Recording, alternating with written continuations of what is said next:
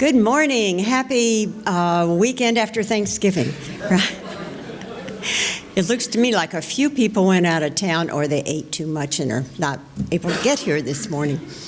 Anyway, good weather, good friends, good food. So much to be grateful for. I'm personally grateful that I was able to get here in time when I delayed and read too many articles in the paper. So that's my confession for the week. I wonder if we have any friends visiting with us that you would like to maybe introduce yourselves. Yes. We're Patrick and Annabelle Neal. We're visiting from Portland, Oregon. We're members of the West Hills Community Fellowship. Welcome. I just sent some of my family back to Eugene. Do we have some other friends here? Anybody bring family? Yeah, go ahead. Sharon could be doing this. This is Sharon's son, Bobby, and Lisa, Sandy, and Pete. Hi, family. Welcome. Anthony's standing up here. Okay.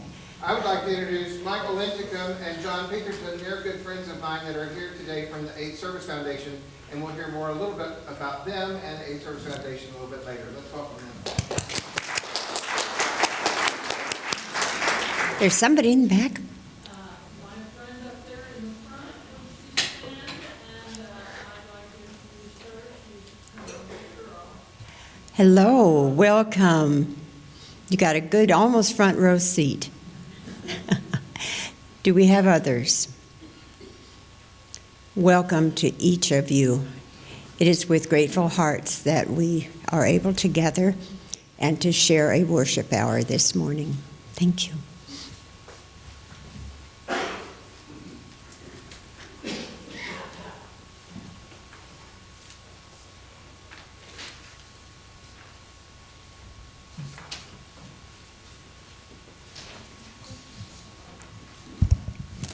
I had the closing words in my hand before I came up. Good morning.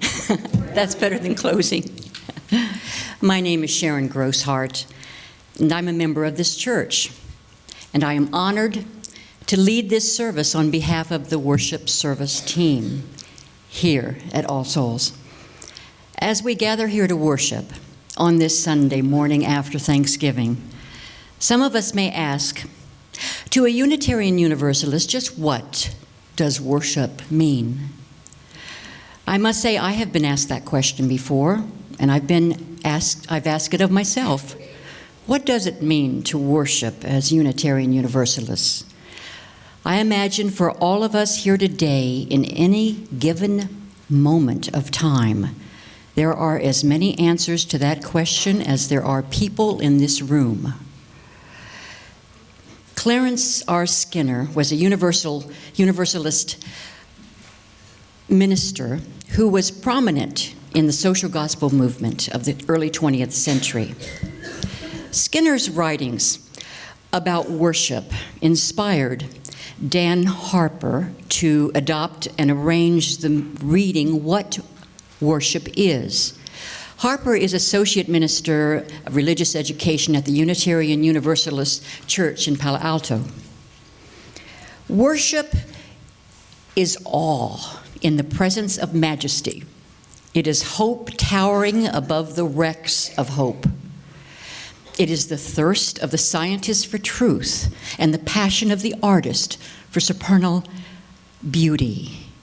It is the mountain climber struggling toward a windswept peak and the mariner launching upon unknown seas.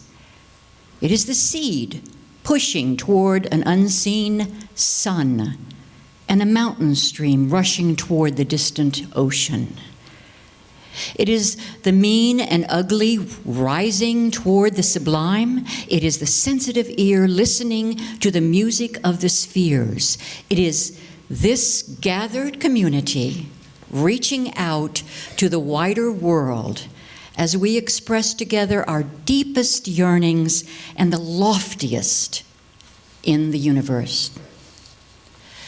Today's worship service honors compassion and the human endeavor inspired by that compassion. It also commemorates World AIDS Day, which is December 1st, this next coming Thursday. With the help of one of our younger members, we will now light the chalice to begin the rest of our service. Evan.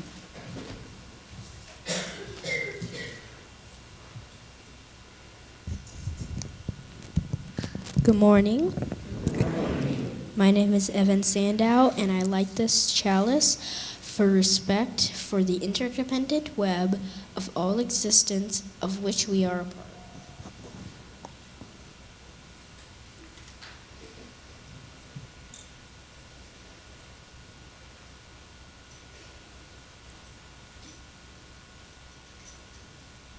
Thank you, Evan.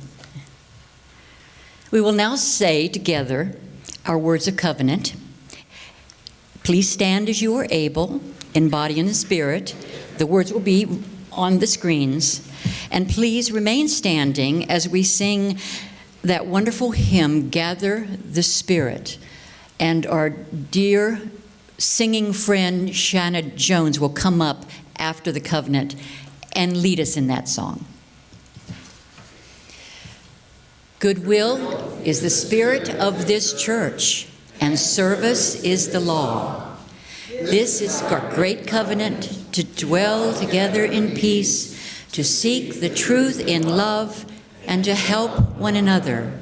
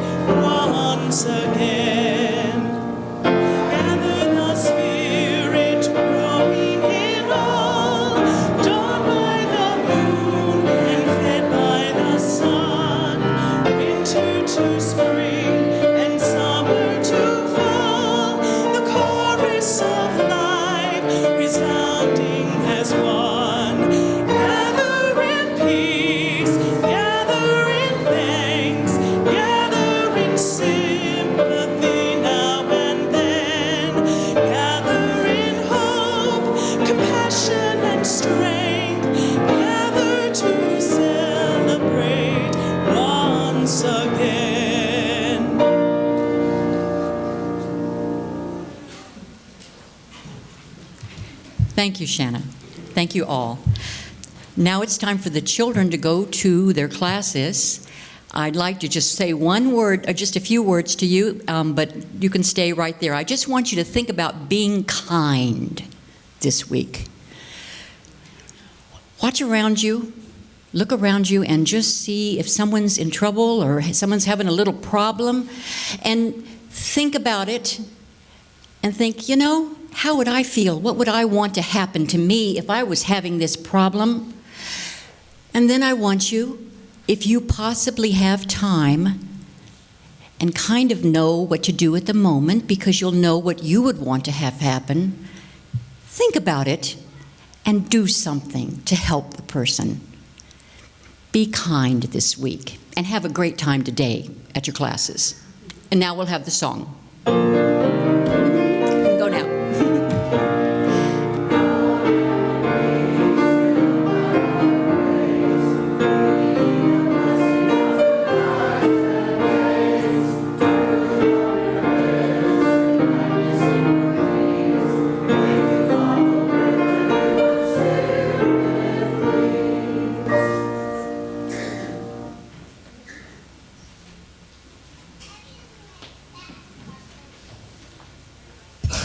One of the ways we live our mission here at All Souls is through giving.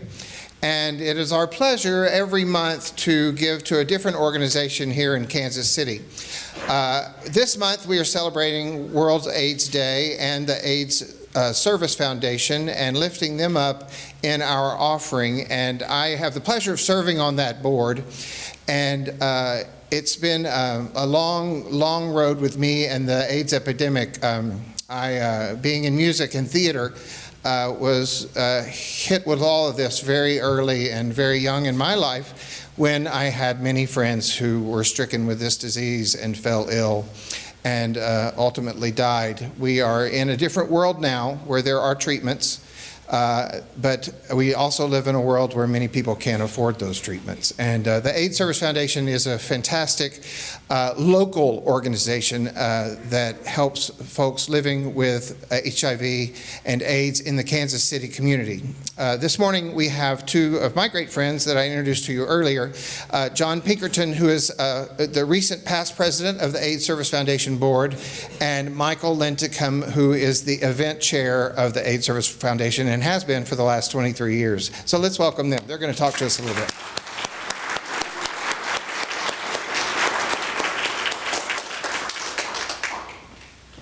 Thank you. Thank you for the warm welcome, and thank you, Anthony, for giving us an opportunity to share with you a bit about the AIDS epidemic here in Kansas City and how the AIDS Service Foundation tries to address that.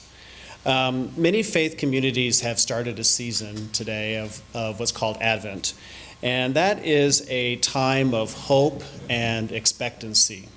And I think that, like Advent, we are in a period where we have a lot of hope and we have a lot of expectancy as we try to come to that day of joy and peace when we have a world without AIDS. For hope, it's the hope of the AIDS Service Foundation and those who walk with us at AIDS Walk and those who provide the services through our AIDS service organizations that we are striving for equal access for care. We are also hopeful that we can create a generation without any new AIDS cases. But we also sit in this period, this very time of hopefulness with some expectancy. We don't know when the time will come when we will have a cure, and we're not sure. We look forward to a restoration of health, not only with those who have HIV and AIDS, but also all people who are suffering. Some information that you might want to know about HIV and AIDS is that in the U.S., 7,000 people died in 2013. That's compared, though, to the 1.2 million souls that died in the sub-Saharan Africa. Half of all new infections are not covered by insurance and can be as much as $25,000 a year for medicines alone. This creates a problem because it means that the disease, which is an equal opportunity disease, is a burden on those especially who are poor. We are pleased that we do have treatments. We have been able to extend the average life expectancy to 24 years. But the disease is still continuing.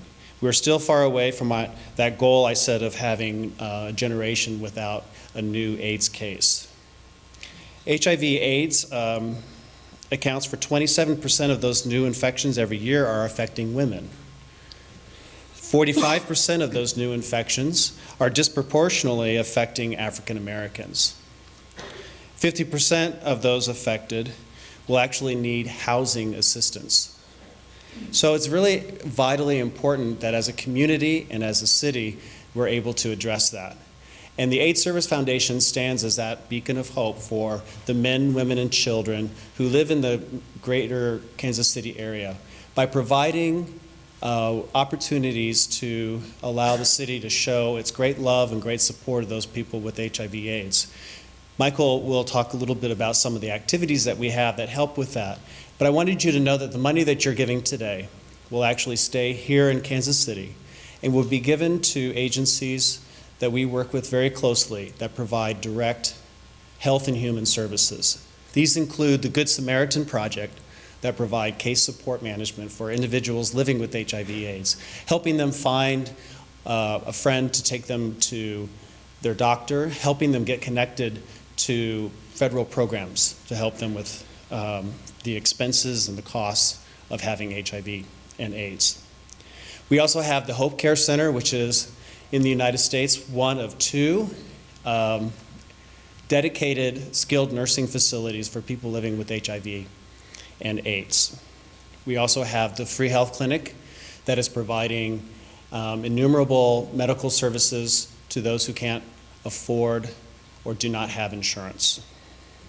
Lastly, we have Save Inc., and they provide and have provided for many years in this fight the ability for people to have safe housing, because it's very important to have an address. It's very important to have a place where you can call home. So the money that you're giving today is actually going to provide all of those services directly to, I believe, the 3,000 to 5,000 people in Kansas City who have HIV. Thank you, John. And I want to thank Anthony and all of you for having John and I here today.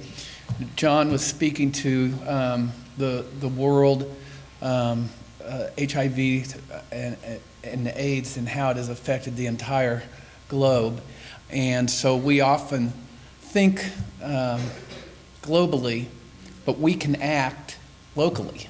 And I'm here to ask for you to act not only in your generosity today, but throughout the year. The AIDS Service Foundation presents many events that are fun, important because they continue to raise money year round, and they are effective in a very important way, and that is still to continue to raise awareness about this disease. As John gave you the statistics, it's not going away, and nobody is immune from it. It is all of our responsibility to be a part of this.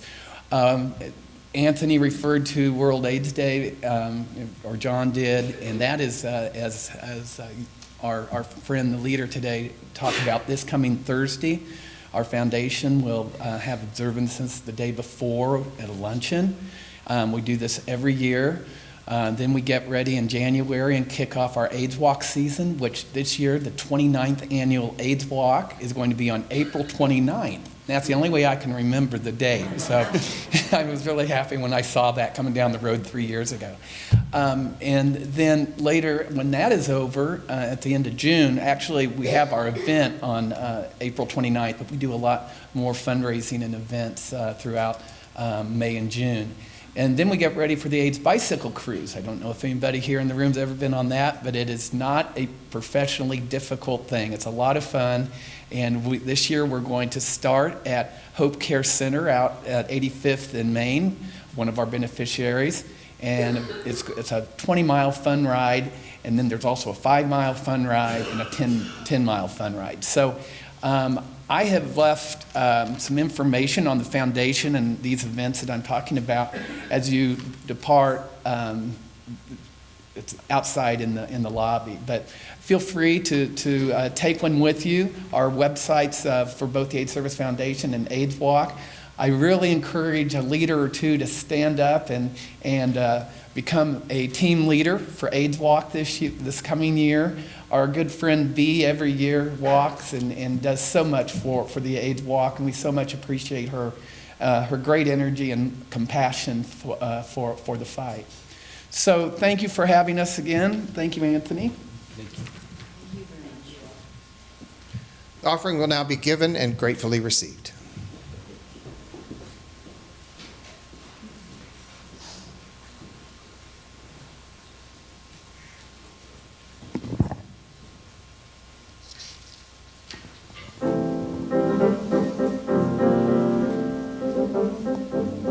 To dream the impossible dream, to fight the unbeatable foe, to bear with unbearable sorrow, to run where the brave dare not go, to right the unrightable wrong, to love pure and chaste from afar, to try when your arms are too weary, to reach the unreachable star. This is my quest, to follow that star, no matter how hopeless, no matter how far, to fight for the right without question or pause, to be willing to march into hell for a heavenly cause. And I know if I'll only be true to this glorious quest, that my heart will lie peaceful and calm when I'm laid to my rest.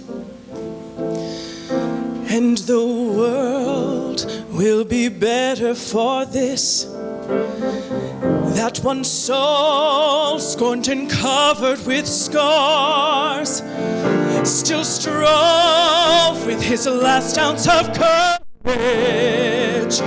to reach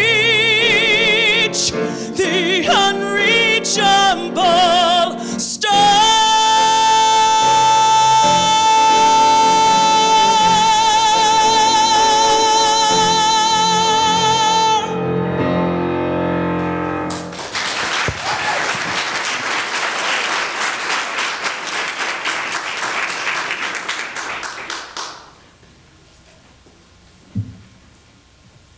Scott?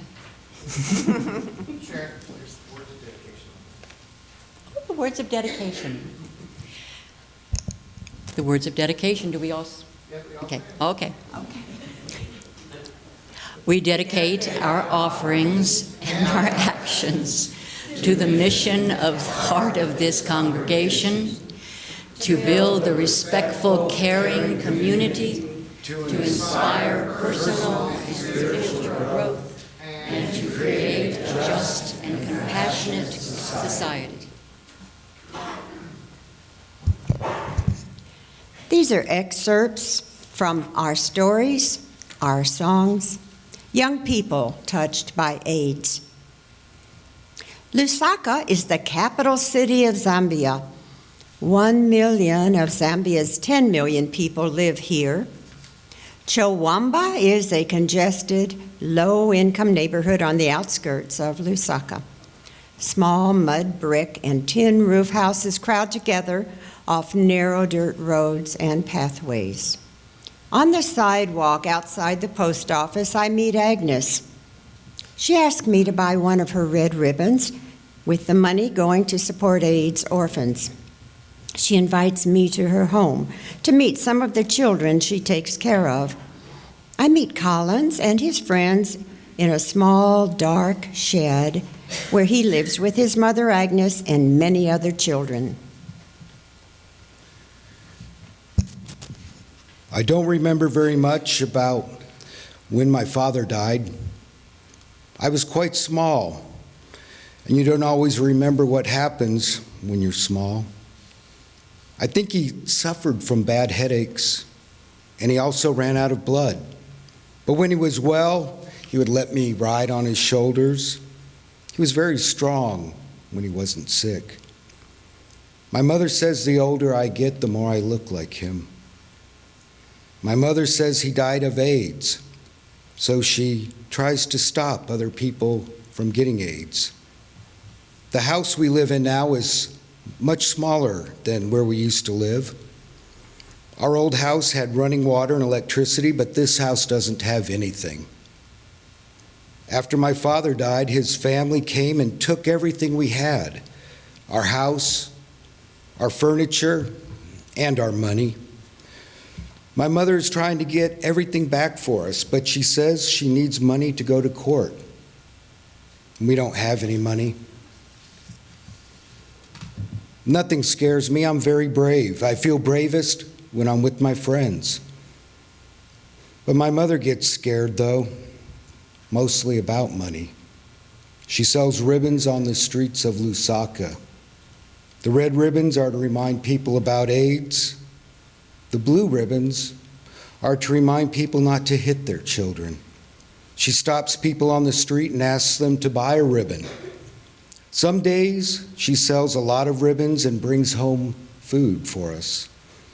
There are a lot of children living in this house. They are the children whose parents have died, and they have no place to go. I don't know where my mother finds them all, but she does. She brings them here. She says every child should be taken care of. These are my new brothers and sisters. The public hospitals in Malawi and Zambia are overcrowded. There are not enough beds, so many patients have to sleep on mats between the beds. Sometimes patients even have to share a single bed with a complete stranger. There aren't enough nurses because AIDS affects healthcare workers too. Family members of the sick person usually stay at the hospital with them, often sleeping under their beds. Zininani is sitting in the sun on the grass outside of the hospital. Her mother is beside her. She has a blanket around her shoulders, even though the day is quite warm. She is listless. Her mother peels a banana for her, but Zininani holds it without interest. I have gone as far as grade 9 in secondary school. Physical science is my best subject. My mother has been bringing me to this hospital every now and then for months. I'm taking antibiotics. Maybe they will help, maybe they won't. I've been sick for a long time. I cough a lot and throw up. I have no interest in food. There are sores on my skin, and my body hurts all over. I have lost a lot of weight, and I don't feel like doing anything. Everything takes a lot of effort, so I don't feel like doing anything. My mother brings me outside to sit in the sun when it's sunny. I like being where it's warm. My body doesn't ache so badly then. I have heard about AIDS. I learned about it in school, and I read about it in billboards. I know that it weakens your body so that you can get sick from other things like tuberculosis. I don't know if I have AIDS. They haven't tested me, or if they have, they haven't told me. There are no drugs here for AIDS, so what does it matter if I have it? Before I got sick, I liked to play with small children. I wanted to become a teacher for small children. Will that happen?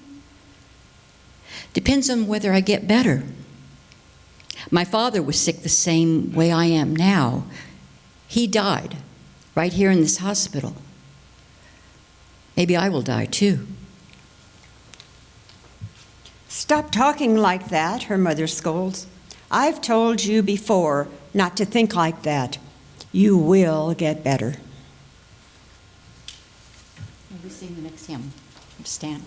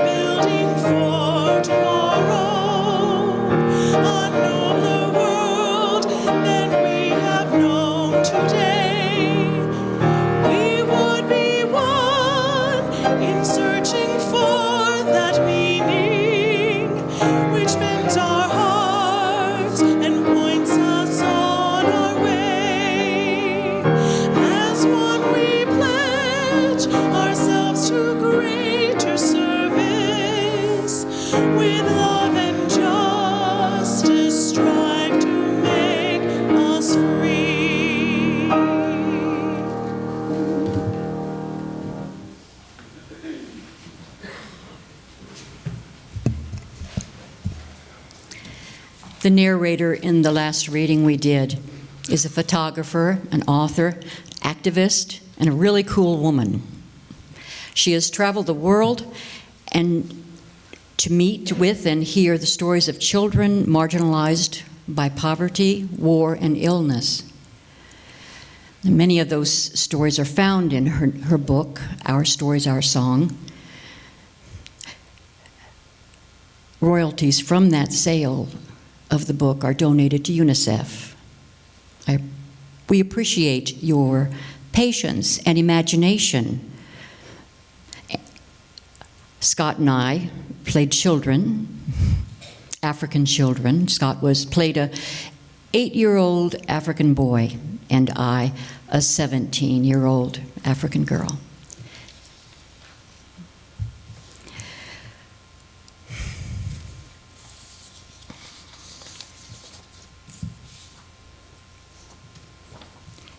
As humanists, we appreciate any method, model, or movement that is faced and fought effectively an overwhelming problem. One such movement is the worldwide fight against AIDS. In preparation for this service, I have become familiar with many websites about AIDS. Government sites, health, financial, social action sites, AIDS-specific sites of local, national, and international organizations, sites representing foundations started by or in honor of specific persons infected by HIV/AIDS, online magazines, and poetry sites. On the World Bank's website, I read an essay posted in 2014 by Jim Yong Kim, president of the World Bank. It was entitled, "Want to Build a Movement? Learn from AIDS Activists." I'd like to share parts of that essay with you now. He starts out, "I often hear about the need to create social movements to tackle a number of entrenched global challenges, such as ending extreme poverty, promoting greater income equality, and combating climate change. History is full of social movements that have succeeded and failed. The lessons from one of the ongoing movements that I know well, the fight against AIDS, should be examined closely by those looking to build movements today. Lesson number 1 from the AIDS movement is to believe only in possibility, not the inevitability of success, and not impossibility.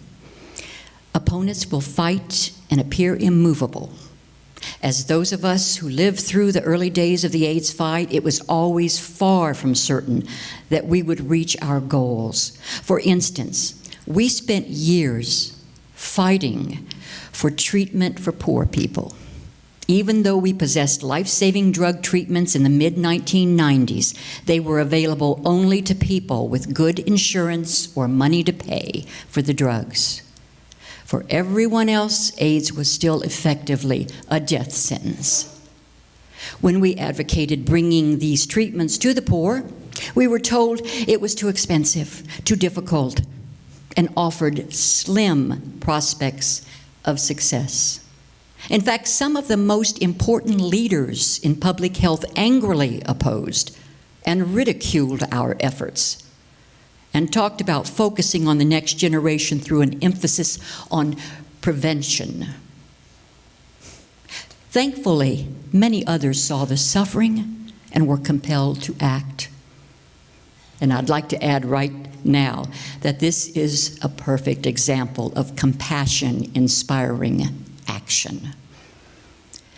He continues, "Many others saw the suffering and were compelled to act.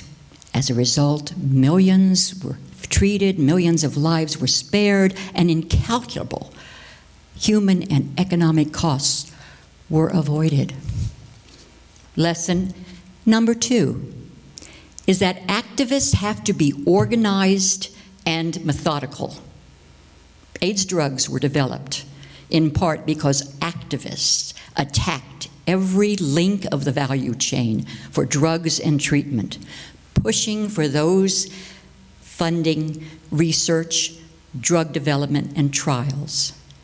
They started with nothing, and in an astonishingly short period of time, scientists have developed drugs that treated the disease. Today, in 2014, scientists have developed more than 30 FDA-approved drugs to treat AIDS.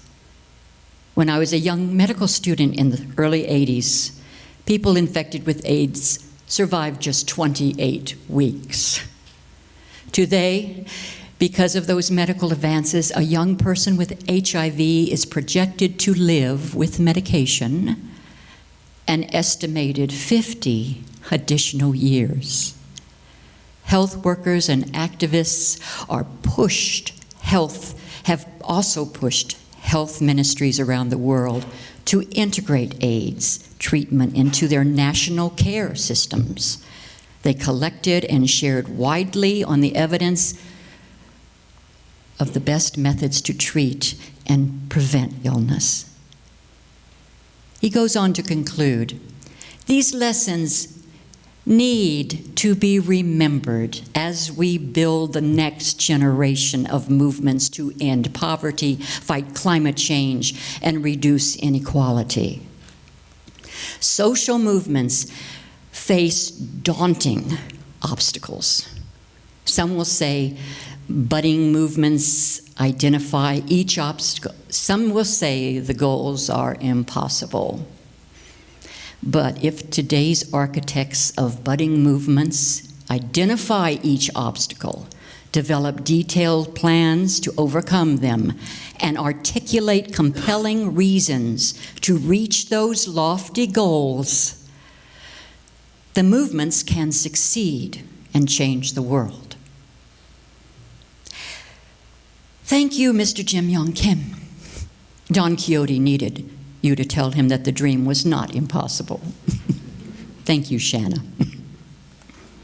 But one thing the World Bank president only briefly mentions in his essay, one thing of utmost importance to us in today's world of growing despair and division, that one thing is compassion. Compassion with a capital C. On the website of the Canadian International School of Beijing, very, very interesting website, I found a wonderful article entitled Developing Compassion in Children.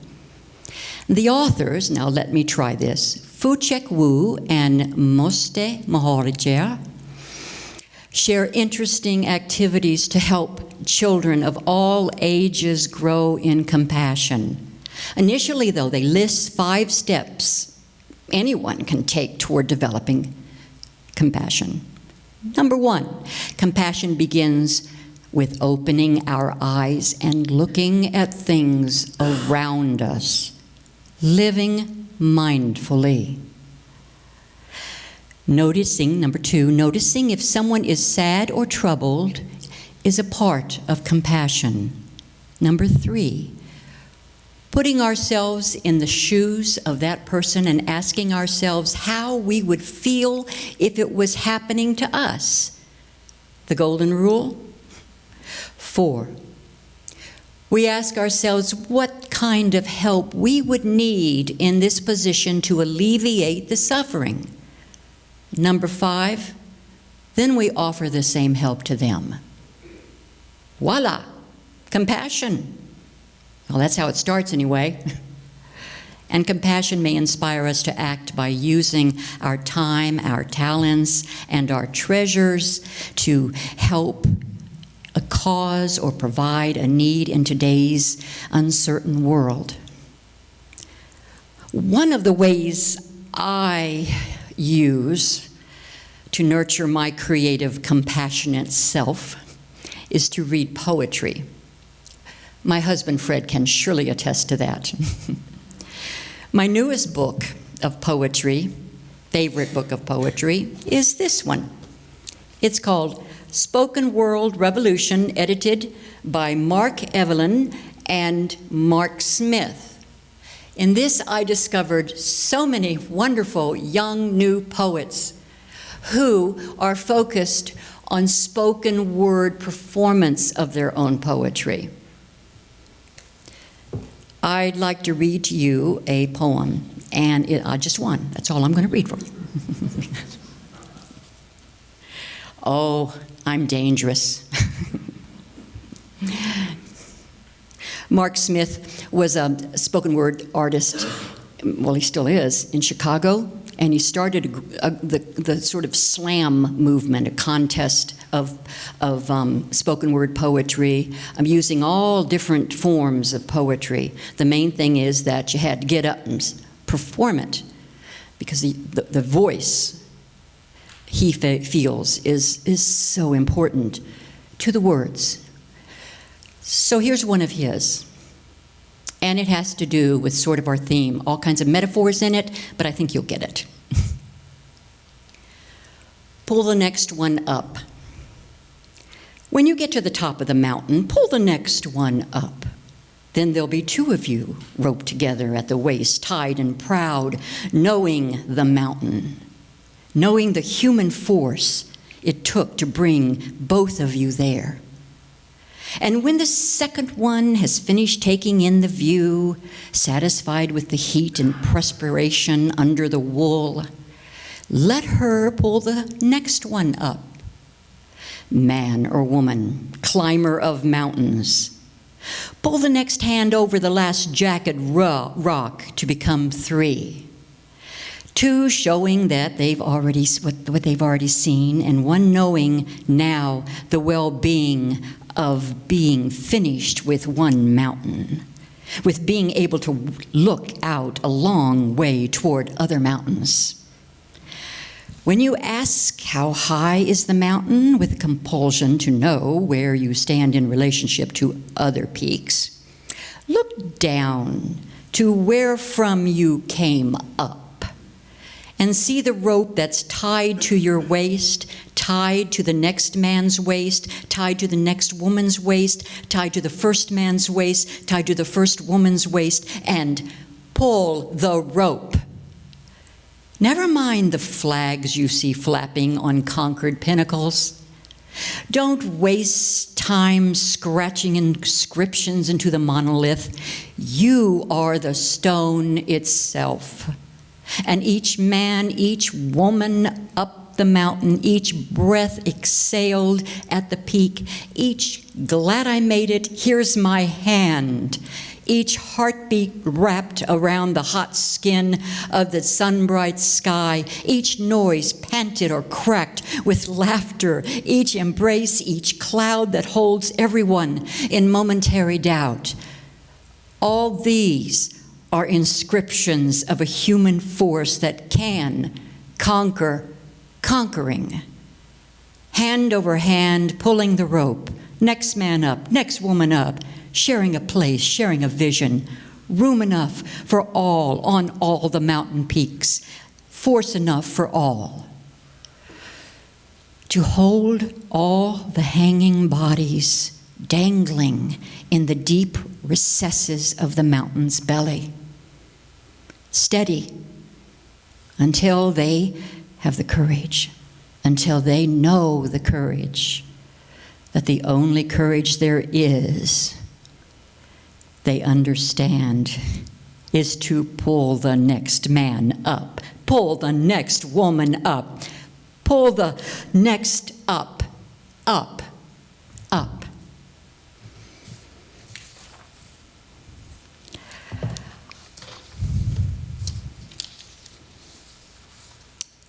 Shanna. She's going to talk about some worldwide upward movements as well, from a song written by Michael Jackson and Lionel Richie and performed in the 80s at the USA for Africa convention. And I'm going to need a little help at the end from you guys, but I'll let you know when.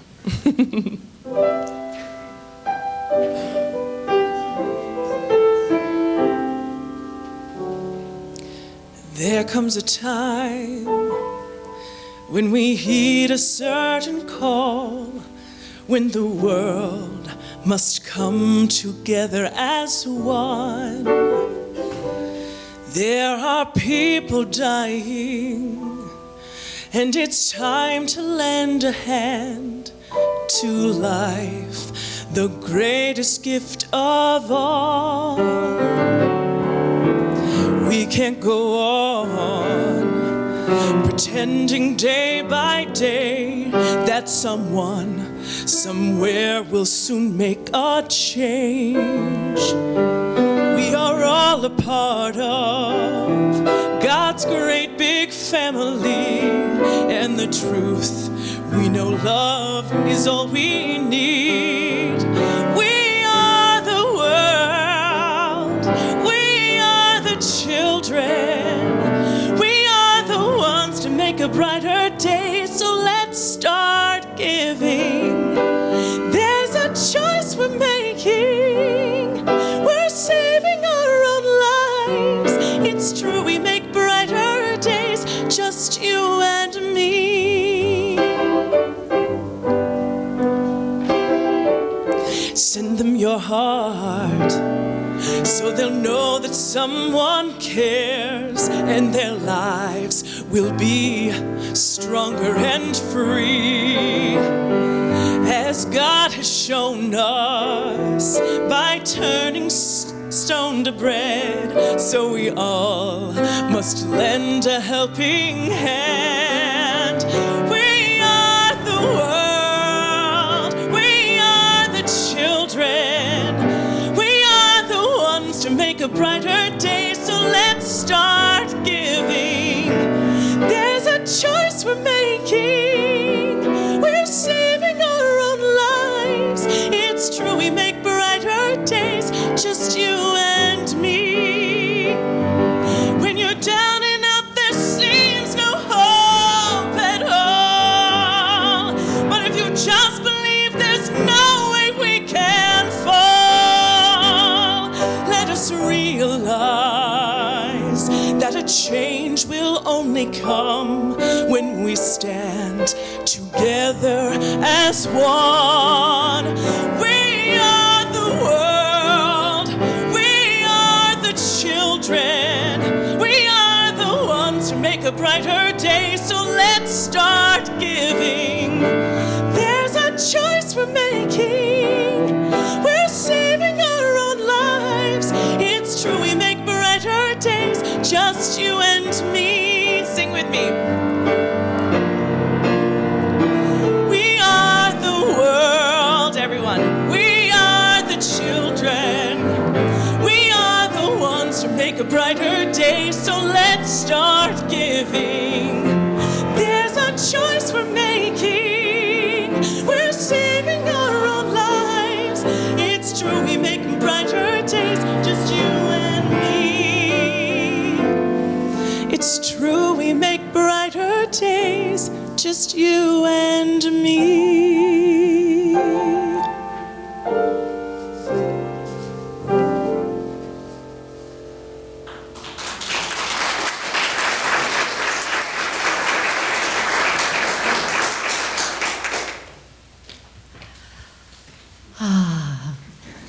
You've never failed us, Shannon. Thank you so much for giving your talent, your wonderful art to our community.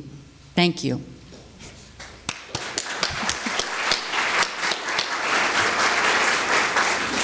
And welcome back from Chicago. And let that wonderful song take us forward into the week. We go now in peace, remembering we all have a choice to live mindfully and gently, to act justly and speak justly, to know the depths of our own compassion and the power of our own convictions as we work and play together or alone throughout the week and until we meet again. Please rise as you are able and we'll sing our closing song. and have a good day.